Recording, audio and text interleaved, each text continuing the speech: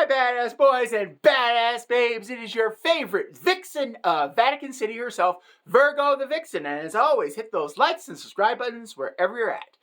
This week's video is entitled, Is This Really a Law? And what do I mean by that is I have gone through more dumb laws in the USA. And I gotta tell you, how the hell we have survived for almost 250 years is beyond my comprehension with laws like this. It just baffles the mind. Now, for the record, I've got 6 laws here that I'm going to go over, and I really wish to God I could tell you the story as to why these laws came into existence, but I couldn't find it. So instead of telling the actual story, I'm going to give my conspiratorial belief or my made-up story as to why this law came into effect. All right. And I'm not joking. If you want to look up dumb laws, you can just type in dumb laws into any search engine. You can pick a state, pick your favorite state you want to look at, just type in dumb laws, that state, and it will pull up some crazy things that you didn't think were possible. All right. So today, let's go over. We'll start with number 6, and I've already covered this law in a previous video, but I'm still going to cover it again because of just how stupid it is. Number 6 on this list is going to be from the state of Utah, where in Utah it is illegal to hunt whales. I want to say that again. Whale hunting is illegal in Utah. For those of you who failed geography, Utah is a landlocked state. You have to go westward past Nevada, past California, in order to get to a body of water where whales do exist. How did this law come into effect? I have no clue. My theory, or bedtime story, whatever you want to call it, is going to be this. I think one day there was someone had an aquarium, they had a whale, some people got, angry, maybe drunk, and they decide we're just going to, hey, Free Willy, nope, we're just going to shoot him, bam. I think that's how the law came up to be. I don't know if that's true, I'm pretty sure it's not, but realistically, the people of Utah, tell me in the comments below, what is the story that to where you decide whale hunting, something that does not exist in Utah, needed to be created a law. All right. The next one, number 5. I would really like to blame Texas alone for this law, but unfortunately, the state of Arizona. So Texas and Arizona, guess what? You're co-captains on this law. And this law states that you can only own 6, and I'm going to try not to use the term I want to use, but let's just say 6 shaped objects of a certain male genitalia. You can only own 6 of these sex toys, up to 6. Which kind of begs the question, a couple questions. First of all, how are you going to enforce this law? Are you going to go to people's homes and ask them, ma'am, sir, we're just curious, how many male sex toys do you have in this home? I got a report that you may have had more than 6, so we're here to investigate. Really? I may not have the most respect for police, but on this situation, I don't want any cop to go out there to some person's random home and say, well, I need to check your home because we had a complaint that you have more than 6 of these sex toys. And seriously? Really? I mean, really? That's the first part. And second, who says maybe someone's a connoisseur? Maybe someone's a collector. Hey, maybe someone says, hey, wait, they have these sex toys in the shape of the 7 dwarfs? Don't you want a full set at that point? Maybe some glow in the dark. Maybe some are neon colors. Some might be a collector and a connoisseur, like I said.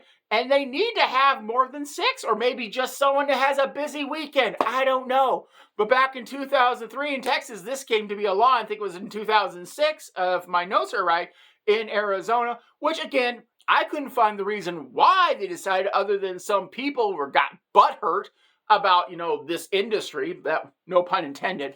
But anyways, we'll let that, and my conspiratorial theory on this is, like I said, I think someone got butthurt literally because someone was having fun. They weren't. So they said, you know what? I'm cutting off your fun. That's going to be my conspiratorial belief. All right.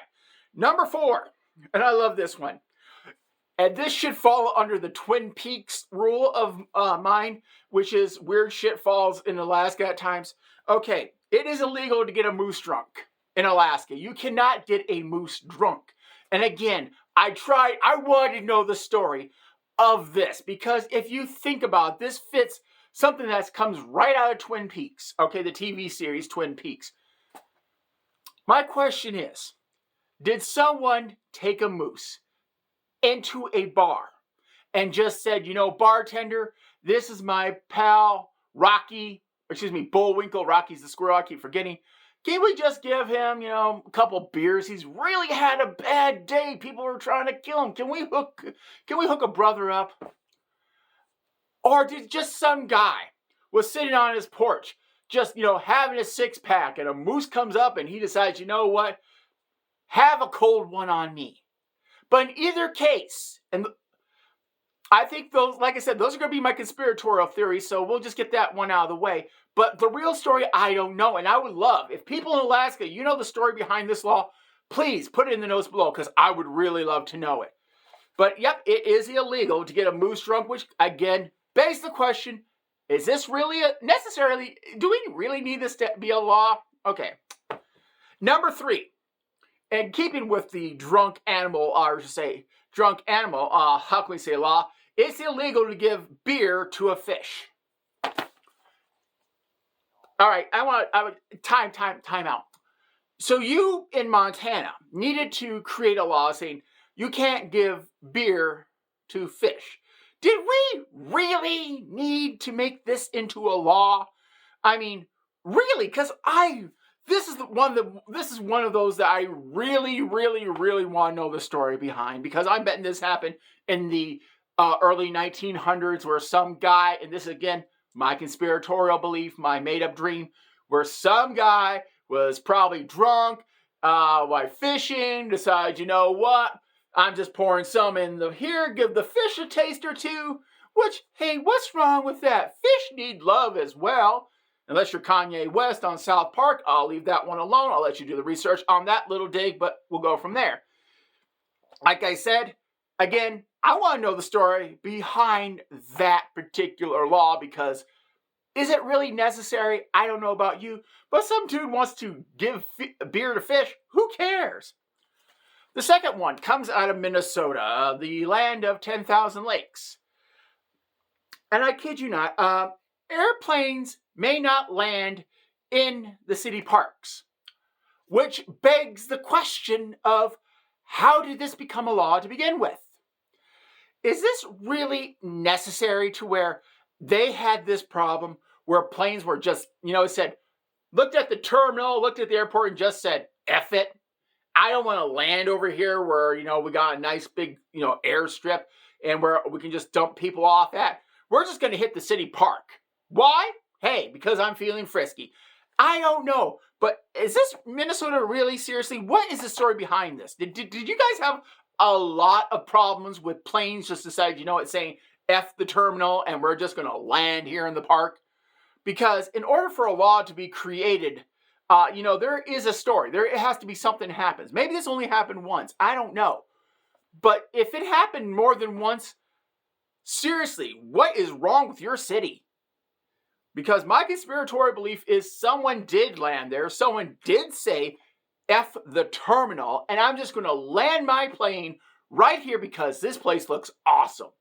And I'm going to tell you, Minnesota does have some really cool parks. I've been there a few times, so they really do have some good stuff there.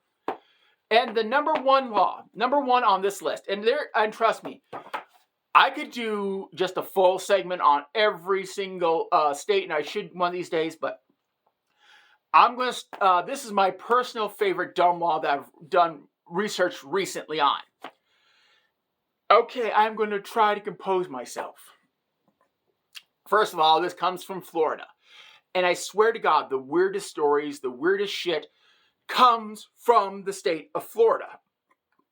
Florida, if you look up weird stories, sometimes some of the news sites will just have Florida as its own like little tagline or its own like little section. That's because of how weird and how frequently shit comes out of Florida. So it kind of, first of all, begs the question, is there something in the water that we need to know about in Florida? But here's the law. And I cannot tell you how stupid this law is, because is this really a law? Is this really a law? Is this really a law? We need to say that multiple times, because here is the law. It's illegal to have sexual relations with a porcupine. Let me say that again slower. It's illegal to have sexual relations with a porcupine. For those of you out there who don't know what a porcupine is, it is an animal covered with sharp, needle-like quills that are designed to get underneath your skin and stick there. So, I wanted, if I had a magic lamp where 3 wishes can be granted, this would be the knowledge of one of those 3 wishes, because I would love to hear the story behind this law. My conspiratorial belief is some guy either got drunk and or high or was just plain stupid, decided to add another quill to the porcupine of the male kind. That's just my conspiratorial belief, because, dude, seriously, this one is just way, even the Twilight Zone is looking back at Florida saying, this is far-fetched, and look at the stuff that the Twilight Zone, the TV series, or the spin-off TV series, has produced.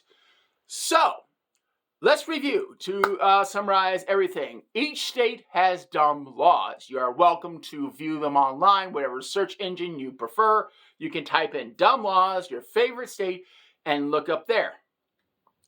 But I think today I'm going to end with this. Florida, what the fuck? Seriously, man, what is going on with you? If this is an actual law, dude, seriously, I think there is something in the water.